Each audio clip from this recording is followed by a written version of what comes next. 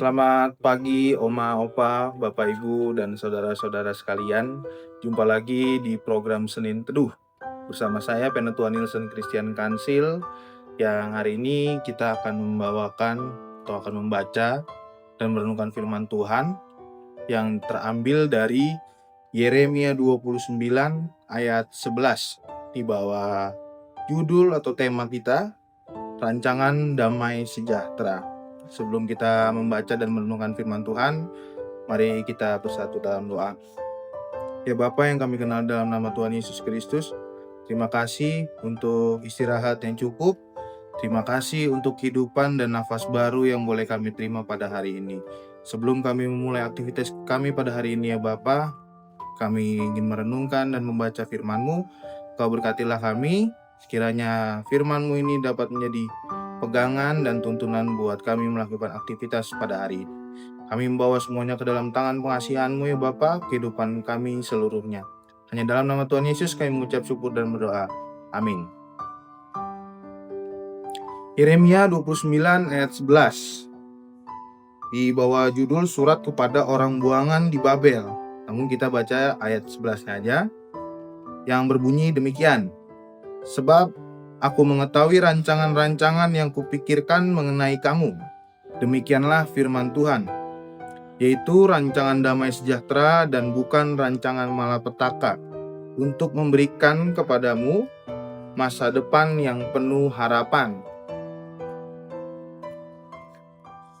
Adem banget ayatnya ya, ayat yang terkenal. Biasanya jadi salah satu ayat perenang buat kita yang lagi kusut atau yang lagi galau sama kehidupan. Jadi konteks dalam Yeremia 29 ini, jika kita baca secara keseluruhan,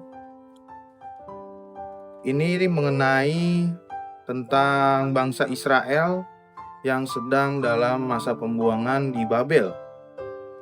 Lalu Nabi Yeremia menulis perkataan atau firman Sang Bapa untuk bangsa Israel yang sedang dibuang ke Babel itu. Artinya apa? Orang Israel atau bangsa Israel sedang dalam masa-masa sulit, suram, hancur, lagi sedang dalam masalah yang begitu berat buat kehidupannya. Tapi justru di dalam kondisi seperti itu, Bapa berfirman, aku punya rancangan damai sejahtera buat kamu.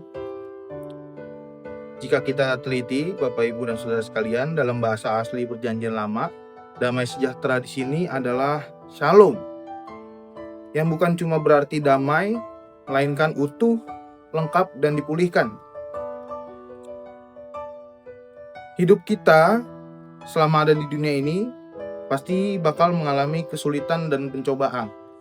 Di dalam kehidupan kita sehari-hari pasti bakal banyak banget setiap rintangan yang harus kita lewatin.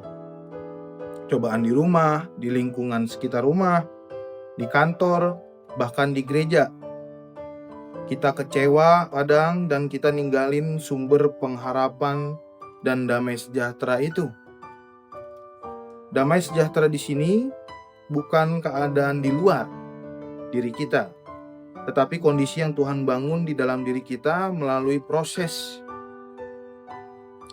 Dan bukan berarti jika Tuhan menjanjikan sebuah damai sejahtera atau rancangan hidup yang baik buat kita, bukan berarti hidup kita jadi bebas dari masalah.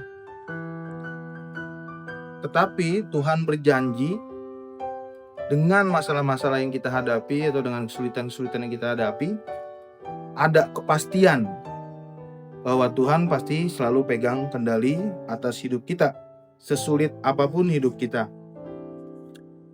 Karena rancangan damai sejahtera itu bukan hasil akhir, tapi sebuah janji, jaminan Tuhan pasti bareng-bareng sama kita di perjalanan hidup kita yang kita jalanin. Sang Bapa gak bakal ngerancang kehancuran buat kehidupan anak-anaknya yang percaya kepada Dia. Rancangan yang dibawa dan tetapkan adalah shalom, keutuhan, pemulihan, harapan, dan masa depan di tangan Tuhan. Jadi pagi hari ini perenungan kita, Tuhan pasti menyiapkan rancangan kehidupan yang baik buat masa depan kita. Tapi kita harus mulai dari diri kita terlebih dahulu. Apakah kita mau berjalan ke dalam damai sejahtera atau rancangan yang sudah Bapa sediakan?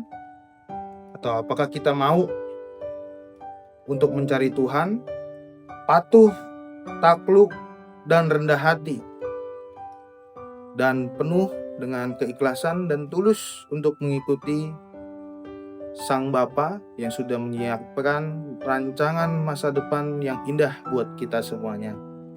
Demikian firman Tuhan pada hari ini. Sebelum kita beraktivitas dan menjalankan kehidupan kita masing-masing, mari kita tutup dengan doa. Mari kita berdoa. Ya Bapa yang kami kenal dalam nama Tuhan Yesus, terima kasih untuk firman-Mu yang boleh kami renungkan, yang boleh kami baca, untuk kami renungkan di dalam kehidupan kami hari ini ya Bapa. Biarlah apa yang kami baca dan renungkan ini tidak hanya lewat begitu saja ya Bapa, melainkan kami bisa beraktivitas dengan menghidupi firman-firman-Mu. Berkati setiap aktivitas yang kami lakukan pada hari ini ya Bapa. Kami membawa kehidupan kami, hati dan pikiran kami kepadamu untuk Engkau kendalikan menuju rancangan dan harapan yang sudah Engkau siapkan buat kami semua. Inilah ucapan syukur dan doa kami ya Bapa. Hanya dalam nama Tuhan Yesus Kristus kami mengucap syukur dan berdoa. Amin.